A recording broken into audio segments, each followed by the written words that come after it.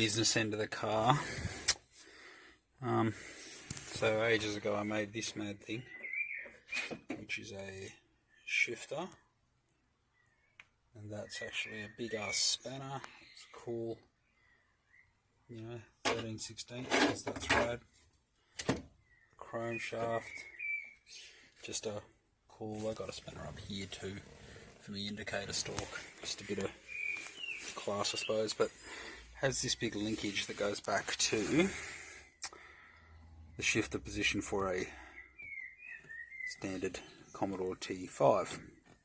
I don't like where that is, so I changed it, and I made this to transfer the shift from sort of a forward to a more muscle car like position to a back to where it was for the stock, so I didn't have to get anything spectacular to make it work. Now the problem I've got right now is because of this mad bit here that I can grab, this mad bit of console that I've made, I'm just, as I come over to here, you just see it move that console. I can see that if I don't know if I'm doing it right. Hang on. It's just pushing that console, and it's only a problem really for reverse, because when you go across and forward into fifth, this moves downwards out of the way because of that rotation. Like rotates like that, so the whole thing moves down to the other way. So what I need to do is, in here, just below this tab, is one of the supports for the side, and it's hitting right on that, and I can see it grinding on it. I don't know if you can see it. See it just down there grinding on that tab, just there. And that's annoying. So a couple of options. So I can just cut the side of this off and then weld plate it shut to do what I need to do. The other option is replace this entire thing with something more suitable. Anyhow, I'm going to pull it out and have a look at it, and at the same time we are going to replace this with a cool muscle car style white one. I wanted to get like a low car one. They're about $90. And then I looked at the right one I really want is like $200, but it comes from America Land and costs $1 million because it's got HEMI written on the side.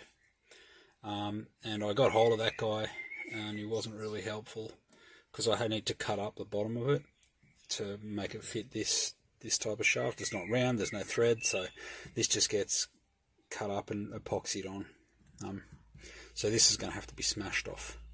Now, this one was kind of put on when I was looking at, okay, so what do I actually want from this car, like what sort of style do I want, and I like that muscle car style. So I originally had a shaft mounted back here that was sort of kicked forward and just came up here, and it was hollow, and on it I had a gear shift with the start button, and it worked, like the start button would start the car, but it didn't really suit the car.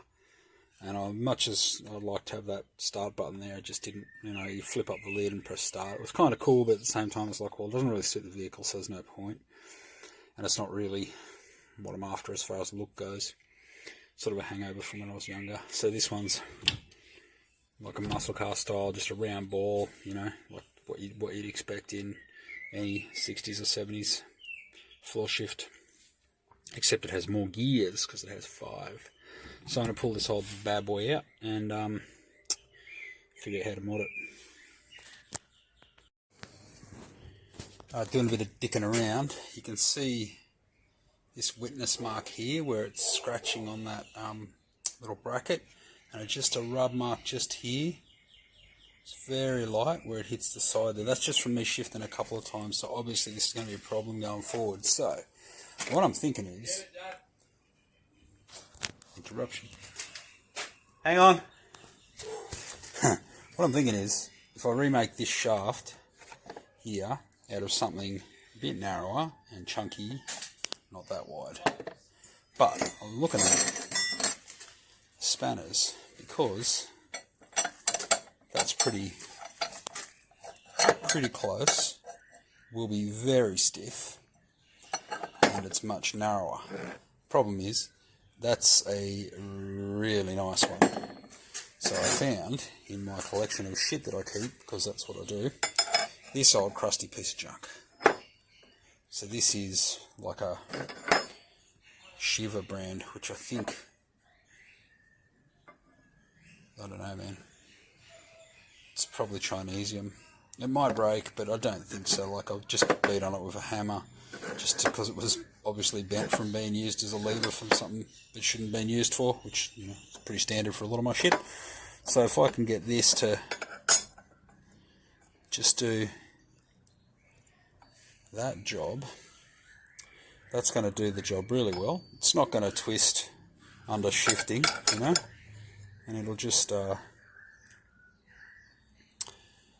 mean that it cuts the bulk out of this a bit, and I've got a bit more room through there for everything. So I'm going to give that a shot. What I'm going to do is cut off one side of this, because this has to retain, this has to stay the same length. I cannot make this shorter or longer, because it'll significantly move the stick backwards and forwards. So I really want it the right length, because it's really good how it is now. I'm really happy with it. So I cut off half of this, do whatever I've got to do with this to make it sit in the position I need. Then I can weld one side of it seamed in. Then I can flip it, cut off the rest, and weld it permanently. And then I'm good. See how we go. This be the old shifter. That's what happens when you hit it, the back of it with a hammer to get it off. So you can see the that's like that silly putty stuff that you mix up. I'll just use that to hold it in. This one I'm going to do a bit better with. This one was really just a test to make sure I could do it without completely destroying the gear knob. And they're just resin cast, so I can do it. This one I've held in with some epoxy. I added some Q-cell to that so that it got a bit thicker and more like a putty, and then I put it in there so it'll do its job. I was going to show you something else, but I've just forgotten what it was. I remembered what I was talking about. So this bit here is threaded up inside the shifter, and it's just a really fine thread straight into the resin, and it just came out. So it made my putting my white ball shifter on a lot easier. You can see it sort of fits up in. Yeah, this one's obviously full of the gunk. So what I've done here is, for those who don't know, I like to surf, and I prefer epoxy boards, and I damage them because I'm a goose. So I mixed up some epoxy, put some white pigment in it, and I put it in a syringe, and I just used that to inject it into here, just to fill that up, make sure there's no air bubbles in it. It's already held in by the epoxy steel, the Abro epoxy steel. I just put a little bit there, so when that goes off, I'll know I'm good to go, and I can peel everything and just clean it up a little. Now, probably black might have been better, because it would have lined up almost with the black lines on the shifter, but I do not have black epoxy tint, so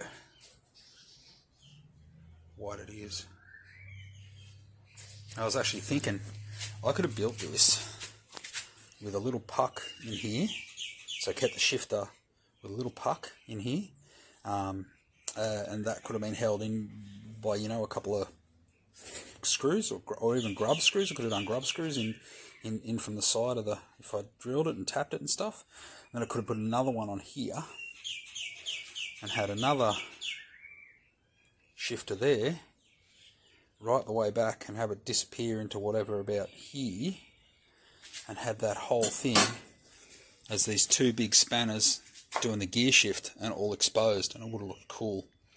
The other thought I had, which would, I reckon, be sweet, come over here, go for a little walk past Danny's bloody manifold. Yeah, I think it was in here.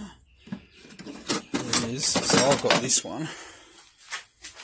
How cool would it be if I could cast a clear 2-inch sphere around that, and so that becomes your shifter? Anyone building a rat rod, get it done, mate. That would be so sick. You'd have to, like, you know, engrave on the top the shift pattern, or put the shift pattern somewhere else, or just not at all. But I reckon I might actually try, maybe with this spanner. This is a pretty good spanner. But I mean, when the hell am I going to use a 1 1/8? Needs a 1 1/8 in 3 minutes. So that's cool, because I've got an old, dodgy spanner, 1-inch spanner, Shiva brand.